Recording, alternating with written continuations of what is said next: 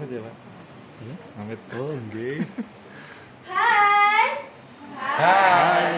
Halo. Selamat pagi semuanya. Masih semangat ya? Aku nyanyiin lagu dulu ya. Oh. Mendengarkan musik akapela berseri wajah si anak bawang, nama saya Nela dari SMP 1 Lawang. Ayo, persiapkan duduknya ya, karena hari ini saya akan menceritakan kisah tentang asal-usul Surabaya. Dahulu, di lautan luas sering terjadi perkelahian antara ikan hiu sura dengan buaya bayam. Mereka berkelahi hanya karena berebut mangsa. Keduanya sama-sama kuat, sama-sama tangkas, sama-sama cerdik, sama-sama ganas, dan sama-sama rakus. Sudah berkali-kali mereka berkelahi, namun belum pernah ada yang menang ataupun yang kalah. Hingga sampai akhirnya mereka membuat sebuah kesepakatan. Aku bosan terus-menerus berkelahi, Baya, kata Sura. Aku juga, Sura. Apa yang harus kita lakukan agar kita tidak lagi berkelahi? Tanya Baya. Sura yang sudah punya rencana untuk menghentikan perkelahiannya dengan Baya segera menerangkan idenya. Untuk mencegah perkelahian di antara kita, sebaiknya kita membagi wilayah kekuasaan menjadi dua. Aku berkuasa di air dan mangsaku harus yang berada di air. Sedangkan kamu berkuasa di daratan dan mangsamu harus yang berada di daratan. Sebagai batas antara air dan daratan, sebaiknya kita tentukan batasnya, yaitu tempat air laut pada waktu pasang surut, kata Sura. Baik, Sura, aku setujui gagasanmu itu, jawab Baya. Dengan adanya pembagian wilayah ini, maka tidak ada lagi perkelahian antara ikan hiu sura dengan buaya Baya. Mereka telah sepakat untuk menghormati wilayah masing-masing. Tetapi pada suatu hari, Sura mencari mangsa di sini. Hal ini dilakukan dengan diam-diam agar Baya tidak mengetahui. Mula-mula hal ini memang tidak ketahuan. Tetapi pada suatu hari Baya memergoki perbuatan Sura ini.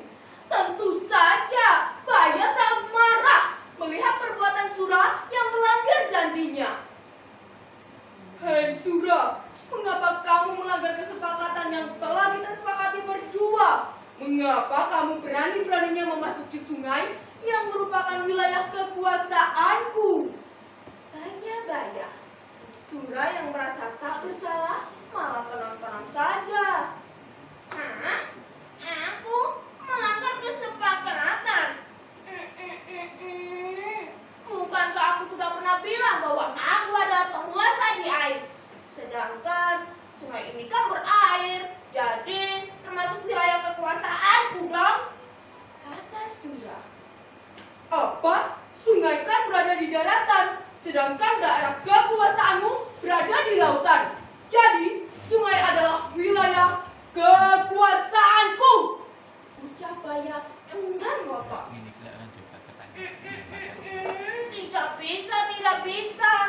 Aku kan tidak pernah bilang bahwa air itu hanya air laut, tetapi air sungai juga, kata Sura. Kau sengaja mengakaliku, Sura?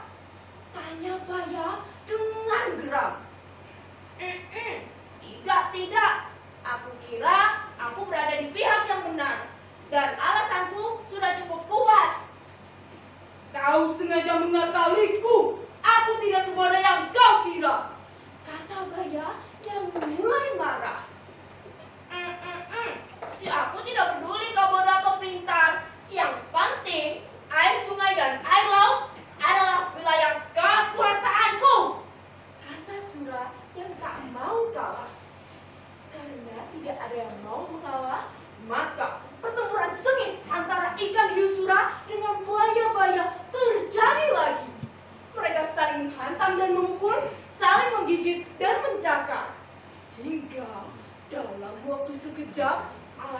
sekitarnya berubah menjadi warna merah oleh darah yang keluar dari luka-luka kedua binatang tersebut. Dalam pertarungan dahsyat ini, Baya mendapat gigitan dari Sura di pangkal ekornya yang sebelah kanan. Selanjutnya, ekor Baya terpaksa selalu membelok ke kiri. Sementara Sura juga mendapat gigitan di ekornya hingga hampir saja putus. Lalu Sura kembali ke lautan. Sedangkan Baya merasa sangat puas telah dapat mempertahankan wilayah kekuasaannya. Nah, makanya pertarungan antara ikan hiu Sura dengan buaya Baya sangat berkesan di hati masyarakat Surabaya. Demikian kisah yang saya sampaikan tentang asal-usul Surabaya. Kisah ini juga memberi pesan loh bahwa seberapa besar pun perbedaan dua latar belakang tidak dapat dipungkiri. Pasti selalu saja ada cara untuk dipertemukan. Untuk itu, kerukunan adalah satu-satunya pilihan agar masyarakat dari berbagai latar belakang bisa hidup bersama tanpa hidup membatasi diri dan tidak mau berbaur dengan banyak orang.